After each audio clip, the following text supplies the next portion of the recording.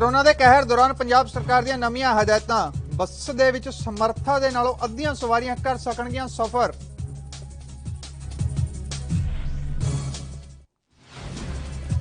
Cabinet मंत्री विजय इंदर सिंह शिंगला ने Covid vaccine की पहली डोज लगवाई तो उन्होंने लोगों को भी जल्दी तो जल्दी टीका लगवाउण की अपील की। कोरोना काल दौरान दिल्ली गुरुद्वारा प्रबंधक कमेटी के वलों वड्डा उपराला, कोरोना पीड़ित मरीजों को घर च मुहैया करवाया जा रहा लंगर। किसानों का वड्डा काफिला दिल्ली ਲਈ होया रवाना ਤੇ किसानों ने कहा कि कोरोना की आड़ च किसानी अंदोलन ਨੂੰ खत्म करना चाहती है केंद्र सरकार।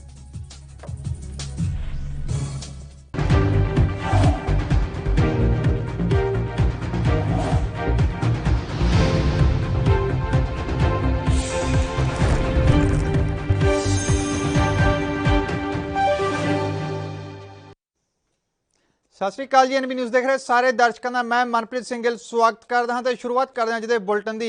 देश दे विच बुराइयां बहुत हैं तो उन्होंने बुराइयां लई किते ना किते लोग आप भी जिम्मेवार हैं।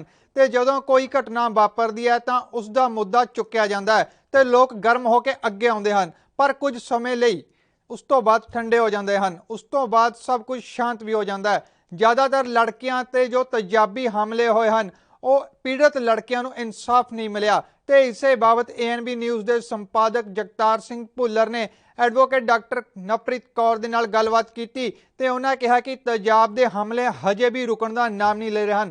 तो गलबात के दौरान उन्होंने होर की दस्सिया तुहानूं सुणाउने आ।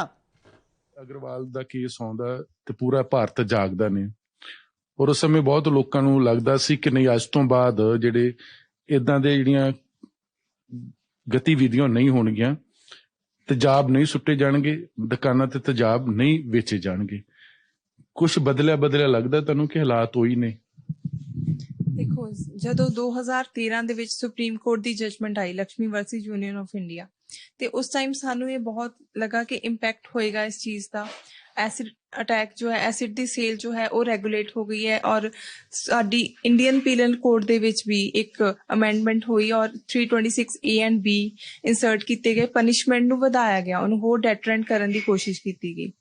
पर अगर तुसी NCRB का डेटा देखते हो, 2013 तो रिकॉर्डिंग शुरू हुई, 2013-14 ਦੇ ਵਿੱਚ 66 केस ने और इस टाइम ਦੇ ਵਿੱਚ ਉਹ ਵੱਧ ਕੇ 250 ਤੋਂ 300 ਦੇ ਕਰੀਬ ਹੋ ਗਏ ਨੇ 2018 ਦਾ ਅਗਰ ਤੁਸੀਂ ਡਾਟਾ ਦੇਖੋ। ਔਰ ਲੋਕਡਾਊਨ ਦੇ ਵਿੱਚ ਵੀ ਐਸਿਡ ਅਟੈਕ ਹੋ ਰਹੇ ਨੇ। ਇਹਦੇ ਤੋਂ ਮੈਨੂੰ ਇਹੀ ਲੱਗਦਾ ਕਿ ਜੋ ਐਸਿਡ ਸੇਲ ਹੈ ਉਹਦੀ ਰੈਗੂਲੇਸ਼ਨ ਨਹੀਂ ਹੋਈ। ਐਸਿਡ ਅਜੇ ਵੀ ਲੋਕੀ ਕਿਸੇ ਵੀ ਤਰੀਕੇ ਨਾਲ ਆਰਾਮ ਨਾਲ ਖਰੀਦ ਕੇ ਬਹੁਤ ਸਾਰੀ ਲੜਕੀਆਂ ਦੀ ਜ਼ਿੰਦਗੀ ਨੂੰ ਤਬਾਹ ਕਰ ਰਹੇ ਆ, ਤੇਜ਼ਾਬ ਪਾ ਕੇ ਉਹਨਾਂ ਦੀ ਜ਼ਿੰਦਗੀ ਨੂੰ ਤੇਜ਼ਾਬੀ ਬਣਾ ਰਹੇ ਨੇ। लगता कि ग्राउंड लैवल ते सरकारां ने काम नहीं कीती जां ਵੱਖ-ਵੱਖ सरकारां जो सुप्रीम कोर्ट जाके एफीडेविट दिंदियां ने जां अदालतां विच एफीडेविट्स ने वो सिर्फ खाना पूर्ति है कि अज भी जिहड़ा एसिड आराम दे नाल दुकान ते विक रहे ने। देखो, एसिड अटैक वर्गे क्राइम ਨੂੰ ਰੋਕਣਾ ਹਰ ਇੱਕ ਇਨਸਾਨ ਦੀ ਜ਼ਿੰਮੇਵਾਰੀ ਹੈ। ਗ੍ਰਾਸ ਰੂਟ ਤੋਂ ਲੈ ਕੇ ਸੁਪਰੀਮ ਕੋਰਟ ਤੱਕ, ਪਾਰਲੀਮੈਂਟ, ਹਰ ਇੱਕ ਇਨਸਾਨ ਦੀ ਜ਼ਿੰਮੇਵਾਰੀ ਹੈ। ਉਹਦੇ ਵਿੱਚ ਹਰ ਡਿਪਾਰਟਮੈਂਟ ਆਂਦਾ, ਪੁਲਿਸ ਆਂਦਾ, ਜੁਡੀਸ਼ਰੀ ਆਂਦਾ। ਅਗਰ ਹਰ ਇਨਸਾਨ ਦੁਕਾਨਦਾਰ ਤੋਂ ਲੈ ਕੇ ਪੁਲਿਸ ਤੋਂ ਲੈ ਕੇ SDM ਤੱਕ ਜਿਨ੍ਹਾਂ ਤੇ ਇਹ ਡਿਊਟੀ ਹੈ ਕਿ ਐਸਿਡ ਫ੍ਰੀਲੀ ਸੇਲ ਨਾ ਹੋਵੇ, ਉਹ ਆਪਣੀ ਡਿਊਟੀ ਨੂੰ ਨਿਭਾਉਣਗੇ। और उस तो पहला सब तो जरूरी जो है अवेयरनेस करना।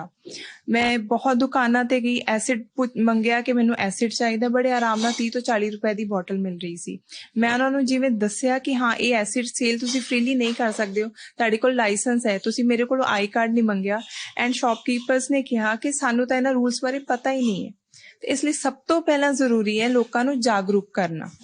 जागरूक करन दे नाल उन्हां नू सैंसिटाइज करना भी उन्ना ही जरूरी है कि इहो जिहा काम अगर एसिड सेल ही नहीं होएगा तो एसिड अटैक नहीं होंगे। इसलिए ग्रास रूट तो लैके हाई लैवल तक सब दी जिम्मेवारी बनती है और सबनों जिम्मेदारी निभानी चाहिए।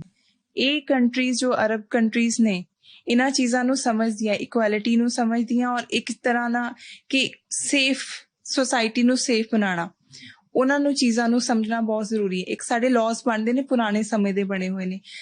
ਜਿਵੇਂ ਜਿਵੇਂ ਸੋਸਾਇਟੀ ਚੇਂਜ ਹੁੰਦੀ ਹੈ, ਮਾਡਰਨਾਈਜ਼ ਹੁੰਦੀ ਹੈ, ਸਾਡੇ ਲੌਜ਼ ਨੂੰ ਵੀ ਮਾਡਰਨਾਈਜ਼ ਹੋ ਕੇ ਕਿਆ ਨਿਊ ਪ੍ਰੋਬਲਮਸ ਨੇ। ਜਿਵੇਂ 2013 ਦੇ ਵਿੱਚ ਅਮੈਂਡਮੈਂਟ ਹੋਈ, ਹਰ 10 ਸਾਲ ਬਾਅਦ ਰਿਵਿਊ ਹੋਣੇ ਬਹੁਤ ਜ਼ਰੂਰੀ ਨੇ। ਰਿਵਿਊ ਕਰੋ ਕਿ ਕਿਆ ਅਸੀਂ ਜਿਹੜੇ ਲੌਜ਼ ਬਣਾਏ ਆ ਉਹਨਾਂ ਦਾ ਡੈਟਰੈਂਟ ਇਫੈਕਟ ਹੋਇਆ, ਕਿਆ ਕ੍ਰਾਈਮ ਰੇਟ ਘਟਿਆ। ਅਗਰ ਕ੍ਰਾਈਮ ਰੇਟ ਨਹੀਂ ਘਟ ਰਿਹਾ then you need to review and revise the laws। ਕਈ ਲੜਕੀਆਂ ਤੇ ਕਾਫੀ ਐਜੂਕੇਟਡ ਮੋਸਟਲੀ ਗ੍ਰੈਜੂਏਸ਼ਨ ਹੋ ਜਾਂ +2 ਹੋਣੇ, ਤੁਹਾਨੂੰ ਲੱਗਦਾ ਕਿ ਗਵਰਨਮੈਂਟ ਨੂੰ ਉਹਨਾਂ ਨੂੰ ਪੈਨਸ਼ਨ ਦੇਣ ਤੋਂ ਇਲਾਵਾ ਸਰਕਾਰੀ ਡਿਪਾਰਟਮੈਂਟ 'ਚ ਅਕੋਮੋਡੇਟ ਕੀਤਾ ਜਾ ਸਕਦਾ? ਦੇਖੋ ਸਰਕਾਰੀ ਡਿਪਾਰਟਮੈਂਟ ਦੇ ਵਿੱਚ ਜੌਬਸ ਦੇਣੀਆਂ ਐਸਿਡ ਅਟੈਕ ਵਿਕਟਿਮਸ ਨੂੰ ਬਹੁਤ ਜ਼ਰੂਰੀ ਹੈ। ਦਿੱਲੀ ਦੀ ਇੱਕ ਬਹੁਤ ਅੱਛੀ ਐਗਜ਼ਾਮਪਲ ਹੈ ਦਿੱਲੀ ਲੀਗਲ ਸਰਵਿਸਿਜ਼ ਅਥਾਰਟੀ ਦੀ, ਜਿੱਥੇ ਉਹਨਾਂ ਨੇ ਐਸਿਡ ਅਟੈਕ ਵਿਕਟਿਮਸ ਨੂੰ ਜੌਬ ਦਿੱਤੀ। ਅਗਰ ਮੈਂ ਪੰਜਾਬ ਸਟੇਟ ਲੀਗਲ ਸਰਵਿਸਿਜ਼ ਦੀ ਗੱਲ ਕਰਾਂ, ਉੱਥੇ ਇੱਕ ਐਸਿਡ ਅਟੈਕ ਵਿਕਟਿਮ ਨੂੰ ਅਸੀਂ ਜਦੋਂ ਮੈਂ ਉਸ ਡਿਪਾਰਟਮੈਂਟ ਸੀ ਹੈਲਪ ਕਰ ਪਾਈ, ਔਰ ਉਹ ਇਸ ਵੇਲੇ as a paralegal volunteer job ਕਰ ਰਹੀ ਹੈ, ਪਰ ਉਹ ਰੈਗੂਲਰ ਤਾਂ ਨਹੀਂ ਹੈ, ਫਿਰ ਵੀ ਕਾਫੀ ਸਪੋਰਟ ਹੈ ਸਾਡੇ ਦੇਸ਼ ਵਿੱਚ। ਆਲ ਓਵਰ ਇੰਡੀਆ 'ਚ ਹੀ ਮੈਂ ਚਾਹੁੰਦੀ ਹਾਂ ਕਿ ਜਿਵੇਂ ਦਿੱਲੀ ਲੀਗਲ ਸਰਵਿਸਿਜ਼ ਅਥਾਰਟੀ ਨੇ ਗਵਰਨਮੈਂਟ ਜੌਬ ਦਿੱਤੀਆਂ ਐਸਿਡ ਅਟੈਕ ਵਿਕਟਿਮਸ ਨੂੰ, ਉਵੇਂ ਸਾਡੇ ਪੂਰੇ ਦੇਸ਼ ਨੂੰ ਇਹੋ ਜਿਹੇ ਵਿਕਟਿਮਸ ਨੂੰ ਜ਼ਰੂਰ ਜੌਬ ਦੇਣੀਆਂ ਚਾਹੀਦੀਆਂ। ਬਹੁਤ ਬਹੁਤ ਧੰਨਵਾਦ। ਹਾਂਜੀ, thank you. Doctor Navpreet Kaur ਜਿਨ੍ਹਾਂ ਨੇ ਆਪਣੀ ਬੁੱਕ ਲਿਖੀ ਆ, ਔਰ ਨਾਲ ਦੀ ਨਾਲ ਅਗਰ ਗੱਲ ਕੀਤੀ ਜਾਵੇ ਕਿ ਅਸੀਂ ਔਰਤ ਨੂੰ ਸ਼ਕਤੀ ਕਹਿੰਦੇ ਆ, ਦੇਵੀ ਕਹਿੰਦੇ ਆ, ਕੰਜਕਾਂ ਵੀ ਕਹਿੰਦੇ ਨੇ, ਪੂਜਦੇ ਵੀ ਆ, ਤੇ ਬਾਬੇ ਨਾਨਕ ਨੇ ਵੀ ਕਿਹਾ ਸੀ ਸੋ ਕੋ ਮੰਦਾ ਆਖੀਏ ਜਿਤ ਜਮੇ ਰਜਨ, ਤੇ ਫਿਰ ਇਹ ਬੁਰਾਈਆਂ ਕਿਉਂ? ਕੈਮਰਾ ਮਨਦੀਪ ਸਿੰਘ ਦੇ ਨਾਲ ਜਗਤਾਰ ਸਿੰਘ ਨਬੀ ਨਿਊਜ਼ ਚੰਡੀਗੜ੍ਹ। ਦਿੱਲੀ 'ਚ ਤੇਜ਼ੀ ਦੇ ਨਾਲ ਕਰੋਨਾ ਦੇ ਮਾਮਲੇ ਵਧੇ ਹਨ ਤੇ ਇਸ ਸਥਿਤੀ 'ਚ ਆਕਸੀਜਨ ਦੀ ਵੀ ਜ਼ਿਆਦਾ ਜ਼ਰੂਰਤ ਪੈ ਰਹੀ ਹੈ। ਇਸੇ ਦੌਰਾਨ ਦਿੱਲੀ 'ਚ ਆਕਸੀਜਨ ਦੀ ਮੰਗ ਵੱਧ ਗਈ ਹੈ, ਪਰ ਕਿਤੇ ਨਾ ਕਿਤੇ ਦਿੱਲੀ 'ਚ ਆਕਸੀਜਨ ਦੀ ਕਮੀ ਵੀ ਆ ਰਹੀ ਹੈ। ਇਸੇ ਦੌਰਾਨ ਦਿੱਲੀ ਦੇ ਡਿਪਟੀ CM ਮਨੀਸ਼ ਸਿਸੋਦੀਆ ਦੇ ਬਿਆਨ ਸਾਹਮਣੇ ਆਏ ਹਨ, ਜਿੱਥੇ ਉਹਨਾਂ ਕਿਹਾ ਕਿ ਕੇਂਦਰ ਸਰਕਾਰ ਦੇ ਨਾਲ ਗੱਲਬਾਤ ਕੀਤੀ ਸੀ ਕਿ ਆਕਸੀਜਨ ਦਾ ਕੋਟਾ ਵਧਾਉਣਾ ਚਾਹੀਦਾ ਹੈ, ਪਰ ਕੇਂਦਰ ਸਰਕਾਰ ਦੇ ਵੱਲੋਂ ਇਸ ਵਿਸ਼ੇ ਤੇ ਕੋਈ ਵੀ ਠੋਸ ਕਦਮ ਨਹੀਂ ਚੁੱਕਿਆ ਗਿਆ। ਤੇ ਇਸ ਦੌਰਾਨ ਮਨੀਸ਼ ਸਿਸੋਦੀਆ ਨੇ ਹੋਰ ਕੀ ਦੱਸਿਆ, ਤੁਹਾਨੂੰ ਸੁਣਾਉਂਦੇ ਹਾਂ। मामले बढ़े हैं और इस स्ट्रेन में लोगों को ज़्यादा ऑक्सीजन की ज़रूरत पड़ती है, ऐसा डॉक्टर्स का कहना है। तो ऐसे में दिल्ली में ऑक्सीजन की डिमांड बहुत ज़्यादा बढ़ गई है। पहले दिल्ली को जितनी ऑक्सीजन सेंट्रल ने दे रखी थी, सेंट्रल गवर्नमेंट कोटा फिक्स करती है हर एक राज्य का, तो पहले जितनी ऑक्सीजन दिल्ली को दे रखी थी सेंट्रल गवर्नमेंट ने, उससे अब दिल्ली का काम नहीं चल रहा। हमने पिछले एक हफ्ते से बार बार सेंट्रल गवर्नमेंट से रिक्वेस्ट किया है कि दिल्ली का कोटा बढ़ा दीजिए, मरीज़ बहुत तेज़ी से बढ़ रहे हैं। उस पर अभी कोई ठोस कदम नहीं उठाया गया। और आज हमारे साथ स्थिति यह है कि दिल्ली के बड़े बड़े अस्पतालों में 8 से 10 घंटे की 12 घंटे की ऑक्सीजन बची है, और इस वक्त दिल्ली के अस्पतालों में करीब 16-17 हज़ार मरीज़ अलग अलग अस्पतालों में भर्ती हैं। और अगर अगले 10 घंटे में, 12 घंटे में या 8 घंटे में उन अस्पतालों को ऑक्सीजन नहीं मिली तो वो हॉस्पिटल्स मरीजों का इलाज कैसे करेंगे? क्योंकि कोरोना में ऑक्सीजन लगाना सबसे बड़ा ट्रीटमेंट साबित हुआ है। वैसे में उन मरीजों की जान पे बनाएगी। इसलिए मेरी रिक्वेस्ट है कि रात बहुत लंबी है और इसमें सब कुछ किया जा सकता है। अगर केंद्र सरकार चाहे तो तुरंत ऑक्सीजन का कोटा दिल्ली का बढ़ाए और ऑक्सीजन लगातार सप्लाई हो। हर एक अस्पताल इस वक्त मरीजों को देखे, मरीजों की हालत कैसे ठीक की जाए उस पर देखे, या वो ये देखे कि सेंट्रल गवर्नमेंट कोटा नहीं बढ़ा रही है, अब हम ऑक्सीजन कैसे लें। तो मेरी सेंट्रल गवर्नमेंट से हाथ जोड़ के रिक्वेस्ट है कि आपने हमेशा आगे बढ़ के पूरे 1-1.5 साल में कोरोना की इस लड़ाई में साथ दिया है। अभी भी दिल्ली को ऑक्सीजन की जरूरत है, दिल्ली के लोगों को, दिल्ली के अस्पतालों को ऑक्सीजन की जरूरत है, ज्यादा ऑक्सीजन की जरूरत है। आप दिल्ली का कोटा बढ़ा दीजिए और जो कंपनियां हैं ऑक्सीजन सप्लाई करने वाली, उनको कहिए कि तुरंत दिल्ली को ऑक्सीजन की सप्लाई सुनिश्चित। ਕਰੋਨਾ ਮਹਾਮਾਰੀ ਦੇ ਕਹਿਰ ਨੂੰ ਦੇਖਦੇ ਹੋਏ ਪੰਜਾਬ ਸਰਕਾਰ ਨੇ ਨਵੀਆਂ ਗਾਈਡਲਾਈਨਸ ਜਾਰੀ ਕਰਦੇ ਹੋਏ ਸਰਕਾਰੀ ਅਤੇ ਪ੍ਰਾਈਵੇਟ ਬੱਸਾਂ ਦੇ ਵਿੱਚ ਸਫ਼ਰ 50% ਸਵਾਰੀਆਂ ਲੈ ਕੇ ਜਾਣ ਦੀ ਹੀ ਇਜਾਜ਼ਤ ਦਿੱਤੀ ਹੈ। ਇਹਨਾਂ ਹਦਾਇਤਾਂ ਨੂੰ ਲਾਗੂ ਕਰਵਾਉਣ ਦੇ ਲਈ ਬਠਿੰਡਾ ਦੇ PRTC ਕਰਮਚਾਰੀਆਂ ਦੇ ਵੱਲੋਂ ਬਕਾਇਦਾ ਕੰਡਕਟਰਾਂ ਅਤੇ ਡਰਾਈਵਰਾਂ ਨੂੰ ਹਦਾਇਤਾਂ ਦੇ ਨਾਲ-ਨਾਲ ਮਾਸਕ ਤੇ ਸੈਨੀਟਾਈਜ਼ਰ ਉਪਲਬਧ ਕਰਵਾਏ ਗਏ ਹਨ। ਤੇ PRTC ਦੇ ਅਧਿਕਾਰੀਆਂ ਨੇ ਦੱਸਿਆ ਕਿ ਜਿਨ੍ਹਾਂ ਸ਼ਹਿਰਾਂ 'ਚ ਲਾਕਡਾਊਨ ਲੱਗ ਚੁੱਕਿਆ ਹੈ, ਉਹਨਾਂ ਸ਼ਹਿਰਾਂ ਨੂੰ ਫਿਲਹਾਲ ਬੱਸ ਸੇਵਾਵਾਂ ਬੰਦ ਕਰ ਦਿੱਤੀਆਂ ਗਈਆਂ ਹਨ। ਕੋਰੋਨਾ ਮਹਾਮਾਰੀ ਜੋ ਭਾਰਤ ਦੇ ਵਿੱਚ ਚੱਲ ਰਹੀ ਹੈ ਤੇ ਪੰਜਾਬ ਸਰਕਾਰ ਨੇ ਉਹਦੀ ਗਾਈਡਲਾਈਨ ਦੇ ਤਹਿਤ ਸਾਨੂੰ 25 ਸਵਾਰੀਆਂ 50% ਸਵਾਰੀ ਬੱਸ ਦੇ ਵਿੱਚ 50% ਸਵਾਰੀ ਬੱਸ ਦੇ ਵਿੱਚ ਜੋ ਹੈ ਉਹ ਚੜਾਉਣੀ ਹੈ। ਇਸ ਤੋਂ ਵੱਧ ਸਵਾਰੀ ਚੜਾਉਣੀ ਨਹੀਂ ਚੜਾਉਣੀ। ਜਿੱਥੋਂ ਵੀ ਸਵਾਰੀ ਮਿਲਦੀ ਹੈ, ਜੇ ਕੋਈ ਇੱਕ ਉਤਰ ਜਾਂਦੀ ਹੈ ਤਾਂ ਇੱਕ ਚੜਾਉਣੀ ਹੈ, ਉਸ ਤੋਂ ਬਾਅਦ ਸਵਾਰੀ ਨਹੀਂ ਰੱਖਣੀ। ਤੇ ਬਾਕੀ ਮਾਸਕ ਲਾ ਕੇ ਰੱਖਣਾ ਹੈ ਤੇ ਸਵਾਰੀਆਂ ਨੂੰ ਵੀ ਡਰਾਈਵਰ ਕਨੈਕਟਰ ਨੂੰ ਹਦਾਇਤ ਕੀਤੀ ਹੈ ਕਿ ਸਵਾਰੀਆਂ ਨੂੰ ਵੀ ਮਾਸਕ ਵੰਡੇ ਜਾਣ ਤੇ ਉਹਨਾਂ ਨੂੰ ਮਾਸਕ ਲਾਉਣ ਦੀ ਪ੍ਰੇਰਣਾ ਦਿੱਤੀ ਜਾਵੇ। ਨਾਲ ਸੈਨੀਟਾਈਜ਼ਰ ਲੈ ਕੇ ਰੱਖਣਾ ਹੈ ਤੇ ਸਵਾਰੀਆਂ ਬੱਸ ਸਟੈਂਡ ਦੇ ਵਿੱਚ ਵੀ ਅਸੀਂ ਸੈਨੀਟਾਈਜ਼ਰ ਅਤੇ ਮਾਸਕ ਰੱਖੇ ਹੋਏ ਹੈ ਜੋ ਡਰਾਈਵਰ ਕਨੈਕਟਰ ਨੂੰ ਫ੍ਰੀ ਦਿੱਤੇ ਜਾਂਦੇ ਆ ਅਤੇ ਜੋ ਸਵਾਰੀ ਹੈ ਜੇ ਕਿਸੇ ਨੇ ਖਰੀਦਣਾ ਹੈ ਤਾਂ ਉਹ ਖਰੀਦ ਸਕਦਾ। ਸਿੱਖ ਲੋੜਵੰਦਾਂ ਦੀ ਮਦਦ ਦੇ ਲਈ ਹਮੇਸ਼ਾ ਅੱਗੇ ਆਏ ਹਨ। ਕਰੋਨਾ ਦਾ ਪ੍ਰਭਾਵ ਦੇਸ਼ ਭਰ ਦੇ ਵਿੱਚ ਵੱਧ ਰਿਹਾ ਹੈ ਤੇ ਦਿੱਲੀ 'ਚ ਵੱਧ ਰਹੇ ਕਰੋਨਾ ਪ੍ਰਭਾਵ ਨੂੰ ਮੱਦੇਨਜ਼ਰ ਗੁਰਦੁਆਰਾ ਪ੍ਰਬੰਧਕ ਕਮੇਟੀ ਬੰਗਲਾ ਸਾਹਿਬ ਤੋਂ ਇੱਕ ਵਿਸ਼ੇਸ਼ ਉਪਰਾਲਾ ਕੀਤਾ ਗਿਆ ਤੇ ਦਿੱਲੀ 'ਚ ਜੋ ਕਰੋਨਾ ਪੀੜਤ ਮਰੀਜ਼ ਹਨ ਉਹਨਾਂ ਨੂੰ ਘਰ 'ਚ ਹੀ ਲੰਗਰ ਪਹੁੰਚਾਇਆ ਜਾ ਰਿਹਾ ਹੈ ਤੇ ਇਹ ਸੇਵਾ ਜੋ ਹੈ ਬਖੂਬੀ ਨਿਭਾਈ ਜਾ ਰਹੀ ਹੈ ਤੇ ਦਿੱਲੀ ਪ੍ਰਬੰਧਕ कमेटी के वालों 5 हेल्पलाइन नंबर भी जो है दिते गए ने। देखो, जिस तरीके से पिछले साल जो महामारी फैली थी कोरोना की, लोगों के घर बहुत लंबा समय लॉकडाउन का हुआ था और लोगों ने काम पे जाना बंद कर दिया था। तो लोगों ने जिस वक्त काम पे जाना बंद किया, उनकी रोजगार नहीं हो रहा था, उनकी हमारी जिम्मेवारी बनती थी उनके घरों तक लंगर पहुंचाया जाए। इस बारी लोगों की सबसे बड़ी प्रॉब्लम ये आ रही है कि हर घर के अंदर सारे पेशेंट हो रहे हैं। अगर 4 बंदे घर में रहते हैं तो चारों के चारों कोविड पॉजिटिव आ रहे हैं। और मैं समझता हूं कि ये जिम्मेवारी गुरुद्वारा कमेटी की थी कि जो पॉजिटिव लोग हैं, जिनको घरों में रोटी नहीं बना सकते, जो बाहर निकल के अपनी सामग्री नहीं खरीद सकते, वो लोगों के लिए हमने यह सुविधा शुरू की है कि पैक फूड्स यहाँ से जाएंगे। और ये कोविड पॉजिटिव के लिए जो लंगर की प्रथा हमारी चल रही है वो अलग चल रही है, मगर ये कोविड पॉजिटिव के लिए जो पेशेंट्स होंगे, जो परिवार होंगे, उनको ये लंगर पहुंचाने का काम हमने ये शुरू किया। 3 दिन पहले 5 हेल्पलाइन नंबर्स वायरल किए हैं अपने मैनेजर्स के, और जो यहाँ पर बैठे हैं सुबह 7 बजे से लेकर 7 बजे तक, ये हमारी जिम्मेवारी है कि वो जो उनसे भी जहाँ पर भी एड्रेसेस हमें भेज रहे हैं और अपनी कोविड टेस्ट की रिपोर्ट साथ में भेज रहे हैं। हमने ये बात का पूरा ध्यान रखा है कि जो कोविड टेस्ट की रिपोर्ट साथ भेजेगा उसी को ये सुविधा उपलब्ध कराई है, ताकि लोग इस बार क्योंकि इतने पैनिक हो जाते हैं और लोग सारे फोन करने शुरू कर देते हैं, उनके लिए दूसरी फैसिलिटीज हैं लंगर की, मगर ये जो पैक फूड्स हैं ये उन्हीं को जाएंगी जिनके घरों पे कोविड पॉजिटिव के। पंजाब के स्कूल सिक्ख्या ते लोक निर्माण मंत्री विजय इंदर सिंगला ने सिविल हस्पताल संगरूर विखे कोविड टीके की पहली डोज लगवाई। इस मौके फ्रंट लाइन कामियां ते होर लोकां नूं कोविड के टीके लगवाउण दी अपील करदिआं कैबिनेट मंत्री सिंगला ने कहा कि मुख मंत्री कैप्टन अमरिंदर सिंह की अगवाही वाली पंजाब सरकार ने सूबे दे विच 3251 टीकाकरण केंद्र स्थापित किए हैं और 26 लाख तो वध लोगों को यह टीका लगाया जा चुका है। तो उन्होंने कहा कि पंजाब सरकार वधेरी मेहनत दे नाल काम कर रही है ताकि यह यकीनी बनाया जा सके कि थोड़े समय दे विच वध तो वध लोगों को टीका लगाया जा सके।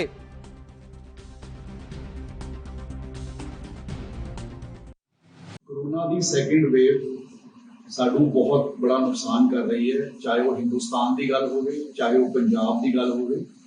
पंजाब सरकार ने 3251 जगह के ऊपर वैक्सीनेशन सेंटर्स खोले ताकि ज़्यादा तो ज़्यादा लोग अपनी वैक्सीनेशन करा सकन और इस कोरोना की महामारी तो अपने आप को दूर रख सकन।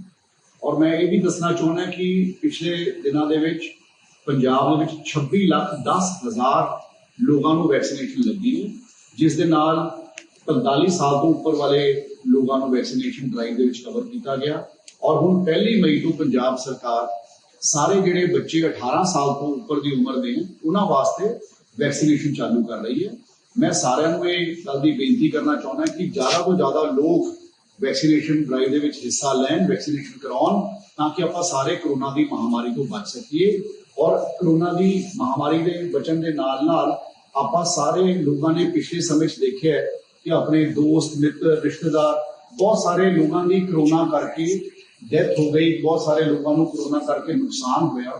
अज ये गल्लां ना होण, असी कई जगह के उपर वैक्सीनेशन सेंटर्स की डिमांड आई, चाहे कल्ले कल्ले गली मुहल्ले की गल है, शहरों की गल है। वेला हो गया एक छोटे जे ब्रेक का, तो जल्द हाजिर होवांगे ब्रेक तो बाद।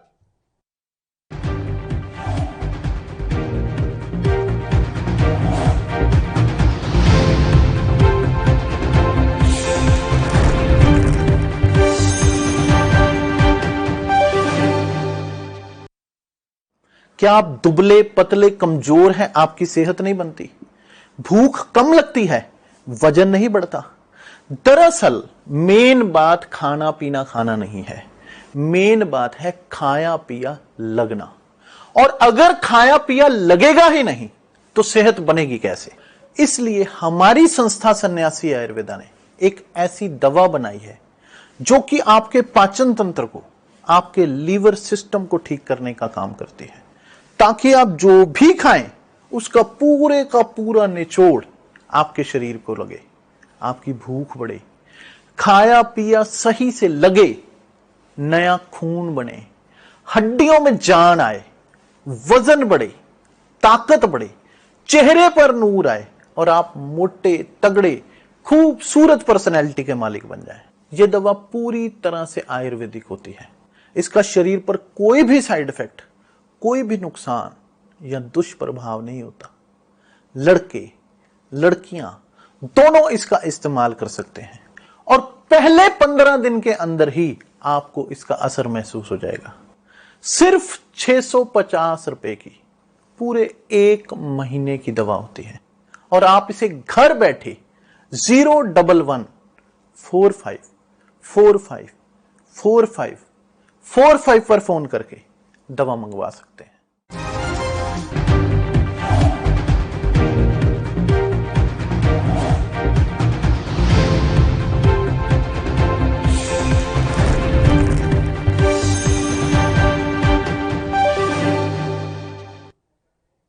ਬ੍ਰੇਕ ਤੋਂ ਬਾਅਦ ਦਰਸ਼ਕਾਂ ਦਾ ਸਵਾਗਤ ਹੈ ਤੇ ਰੁਖ ਕਰਦੇ ਹਾਂ ਅਗਲੀ ਖਬਰ ਦੇ ਵੱਲ।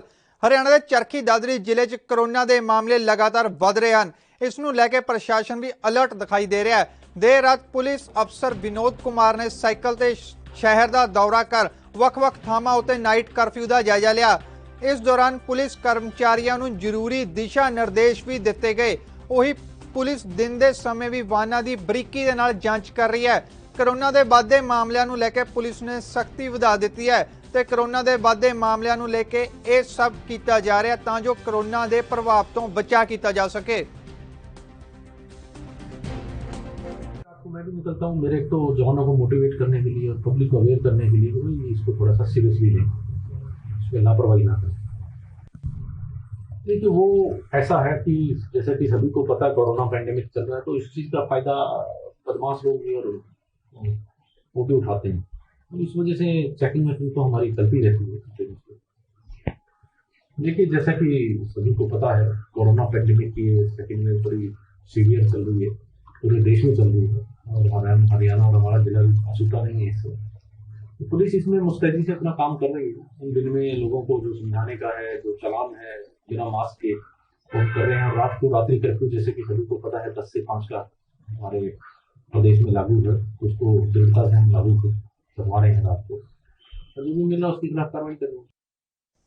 ਜਗਰਾਉਂ ਦੀ ਪੁਲਿਸ ਨੇ ਨਸ਼ਾ ਤਸਕਰਾਂ ਨੂੰ ਕਾਬੂ ਕਰਨ ਦੇ ਵਿੱਚ ਇੱਕ ਵੱਡੀ ਸਫਲਤਾ ਹਾਸਲ ਕੀਤੀ ਹੈ ਤੇ ਇਲਾਕੇ 'ਚ ਹੈਰੋਇਨ ਦੀ ਸਪਲਾਈ ਦੇਣ ਵਾਲੇ ਮਾਂ ਤੇ ਪੁੱਤ ਦੇ ਸਮੇਤ ਉਹਨਾਂ ਦੇ ਇੱਕ ਰਿਸ਼ਤੇਦਾਰ ਨੂੰ ਵੀ ਕਾਬੂ ਕੀਤਾ ਹੈ ਤੇ ਉਹਨਾਂ ਦੇ ਕੋਲੋਂ ਕਰੀਬ 10 ਗ੍ਰਾਮ ਚਿੱਟਾ ਨਸ਼ੀਲਾ ਪਾਊਡਰ ਤੇ ਇੱਕ ਕਾਰ ਬਰਾਮਦ ਕਰਕੇ ਇਹਨਾਂ ਦੇ ਖਿਲਾਫ ਮਾਮਲਾ ਦਰਜ ਕਰ ਲਿਆ ਹੈ ਤੇ ਅਗਲੀ ਕਾਰਵਾਈ ਸ਼ੁਰੂ ਕਰ ਦਿੱਤੀ ਹੈ।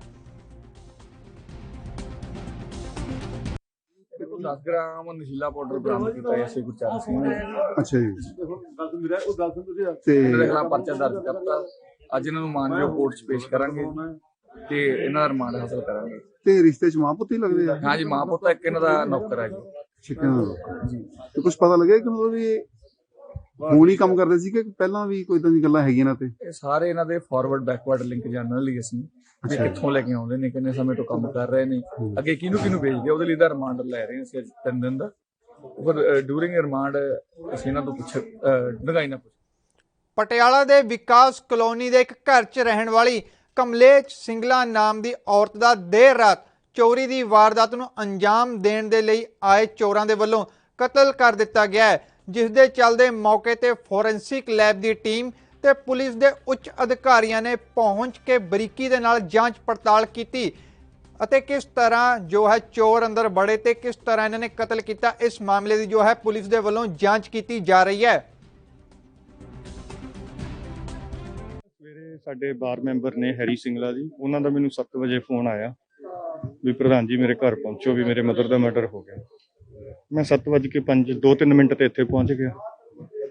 ਜੋ ਦੇਖਿਆ ਵੀ ਇਹਨਾਂ ਦਾ ਘਰ ਸੀ, ਘਰ ਨਾਲ ਕਮਰੇ ਦੇ ਵਿੱਚ ਉਹਨਾਂ ਦਾ ਮਰਡਰ ਕਰਿਆ ਪਿਆ ਸੀ। ਦੇਖੋ ਇਹ ਸਾਡੇ ਜਿਹੜੇ ਇਹਦੇ ਹੈਰੀ ਸਿੰਗਲਾ ਦੇ ਫਾਦਰ ਸੀ, ਐਕਸ ਚੇਅਰਮੈਨ ਸੀ ਬਾਰ ਕੌਂਸਲ ਦੇ, ਬੜੇ ਸ਼ਰੀਫ ਬੰਦੇ ਸੀ। ਉਹਨਾਂ ਦੀ ਵੀ ਪਿਛਲੇ ਸਾਲ ਡੈਥ ਹੋ ਗਈ ਸੀ ਇਹ ਤਿੰਨੇ ਭਰਾ ਵਕੀਲ ਨੇ, 2 ਹਾਈ ਕੋਰਟ 'ਚ ਨੇ, ਇਹ ਇੱਥੇ ਪਟਿਆਲਾ ਪ੍ਰੈਕਟਿਸ ਕਰਦੇ। ਬਹੁਤ ਸ਼ਰੀਫ ਪਰਿਵਾਰ ਆ, ਕੋਈ ਇਦਾਂ ਦਾ ਲੱਗਦਾ ਤਾਂ ਹੈ ਨਹੀਂ ਵੀ ਕਿਸੇ ਨਾਲ ਇਹਨਾਂ ਦੀ ਕੋਈ ਦੁਸ਼ਮਣੀ ਹੈ।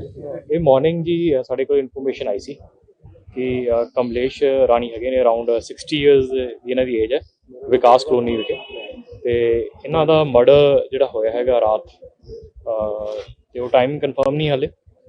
ਅਸੀਂ FIR ਰਜਿਸਟਰ ਕਰਕੇ ਇਨਵੈਸਟੀਗੇਸ਼ਨ ਸਟਾਰਟ ਕਰ ਲਈ ਹੈ। ਬੋਡੀ ਨੂੰ ਪੋਸਟਮਾਰਟਮ ਵਾਸਤੇ ਜਿੰਦਰਾ ਹਸਪੀਟਲ ਭੇਜਿਆ ਹੈਗਾ। ਤਾਂ ਫਰਦਰ ਜਿਹੜੇ ਫੈਕਟਸ ਆ ਉਹ ਸਰਟਨ ਕਰ ਰਹੇ ਹਾਂ। ਸਾਰੀਆਂ ਟੀਮਸ ਅਸੀਂ ਮੌਕੇ ਤੇ ਲਾਈਆਂ ਹੋਈਆਂ। ਮਰਡਰ ਲਈ ਕੋਈ ਵੈਪਨਸ ਯੂਜ਼ ਕੀਤਾ ਗਿਆ ਹੈ? ਸਟ੍ਰੈਂਗੂਲੇਸ਼ਨ ਦੇ ਨਾਲ ਹੈਗਾ ਡੈਥ, ਜਿਹੜੀ ਉਹਨਾਂ ਦੀ ਮਤਲਬ ਪ੍ਰਾਈਮਾ ਫੇਸਾਈ ਤੇ ਸਟ੍ਰੈਂਗੂਲੇਸ਼ਨ ਲੱਗ ਰਹੀ ਹੈਗੀ ਹੈ।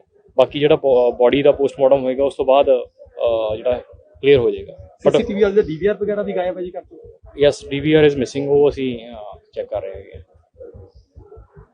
ਤੇ ਫੈਮਿਲੀ 'ਚ ਕਿੰਨੇ ਮੈਂਬਰ ਸੀ ਸਰ ਘਰ ਦੇ ਅੰਦਰ ਜੀ? ਫੈਮਿਲੀ 'ਚ ਹੁਣ ਤੱਕ ਇਹ ਦੱਸ ਰਹੇ ਹੈਗੇ ਕਿ ਇਹਨਾਂ ਦਾ ਬੇਟਾ, ਉਹਨਾਂ ਦੀ ਵਾਈਫ ਤੇ ਉਹਨਾਂ ਦੇ ਬੱਚੇ ਜਿਹੜੇ ਹੈਗੇ ਆ ਪ੍ਰੈਜ਼ੈਂਟ ਸੀਗੇ। ਕਿਸਾਨਾਂ ਦਾ ਇੱਕ ਵੱਡਾ ਕਾਫਲਾ ਦਿੱਲੀ ਦੇ ਟਿੱਕਰੀ ਬਾਰਡਰ ਦੇ ਲਈ ਸੰਗਰੂਰ ਦੇ ਖਨੌਰੀ ਬਾਰਡਰ ਤੋਂ ਰਵਾਨਾ ਹੋਇਆ। ਇਸ ਦੌਰਾਨ ਭਾਰਤੀ ਕਿਸਾਨ ਯੂਨੀਅਨ ਉਗਰਾਹਾਂ ਦੇ ਪ੍ਰਧਾਨ ਜੋਗਿੰਦਰ ਸਿੰਘ ਉਗਰਾਹਾਂ ਨੇ ਕਿਹਾ ਕਿ ਸਰਕਾਰ ਦੇ ਆਪਰੇਸ਼ਨ ਕਲੀਨ ਦਾ ਜਵਾਬ ਦੇ ਰਹੇ ਹਨ ਤੇ ਉਹਨਾਂ ਕਿਹਾ ਕਿ ਕੇਂਦਰ ਸਰਕਾਰ ਕਰੋਨਾ ਦੀ ਆੜ 'ਚ ਕਿਸਾਨੀ ਅੰਦੋਲਨ ਨੂੰ ਖਤਮ ਕਰਨਾ ਚਾਹੁੰਦੀ ਹੈ ਤੇ ਅਸੀਂ ਦਿੱਲੀ ਬਾਰਡਰਾਂ ਤੋਂ ਜਾਣ ਵਾਲੇ ਨਹੀਂ ਹਾਂ। ਇਸ ਦੇ ਨਾਲ ਹੀ ਉਹ ਕਿਸਾਨਾਂ ਦੇ ਵਿਸ਼ਾਲ ਜਥੇ ਸਮੇਤ ਦਿੱਲੀ ਦੇ ਬਾਰਡਰਾਂ ਲਈ ਰਵਾਨਾ ਹੋਏ।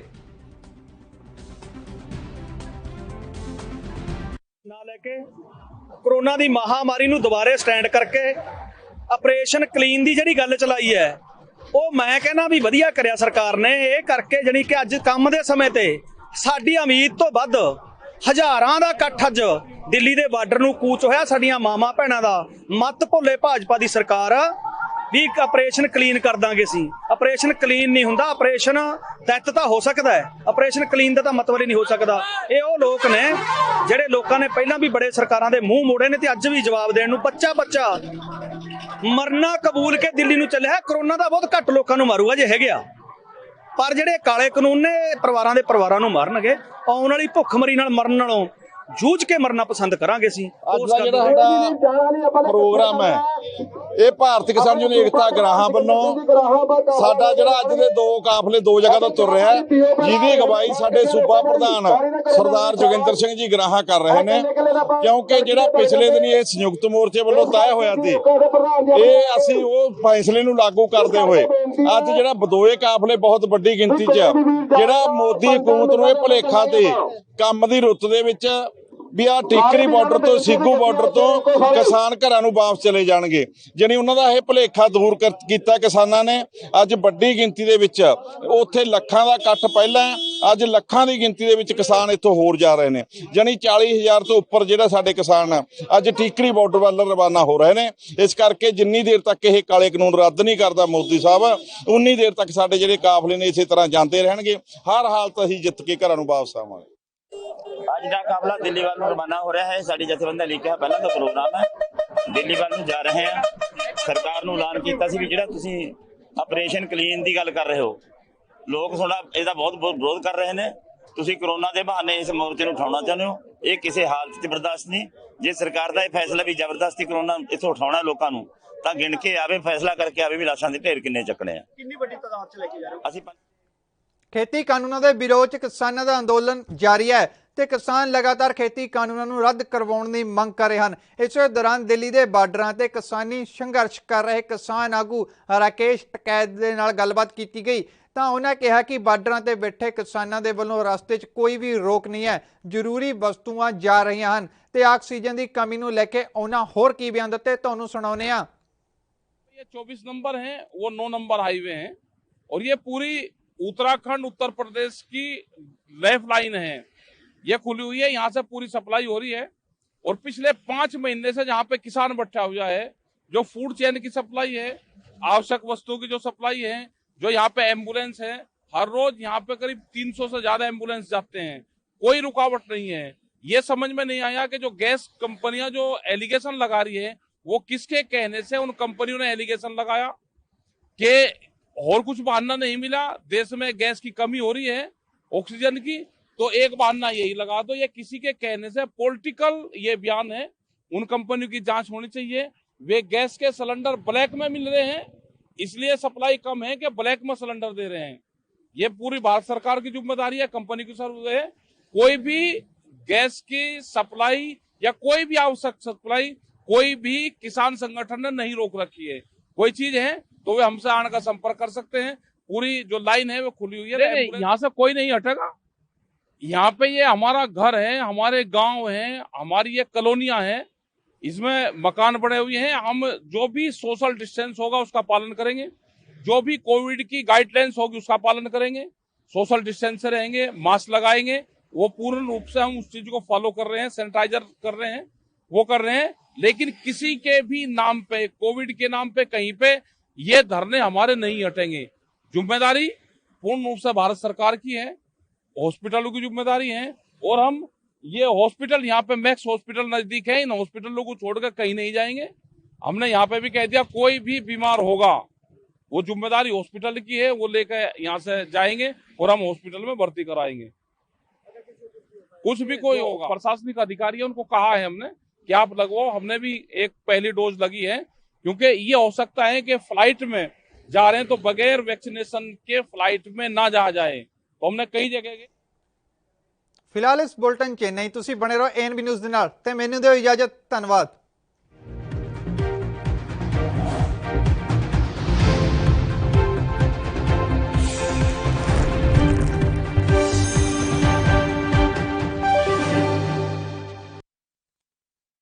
क्या आप दुबले पतले कमजोर हैं, आपकी सेहत नहीं बनती, भूख कम लगती है, वजन नहीं बढ़ता? दरअसल मेन बात खाना पीना खाना नहीं।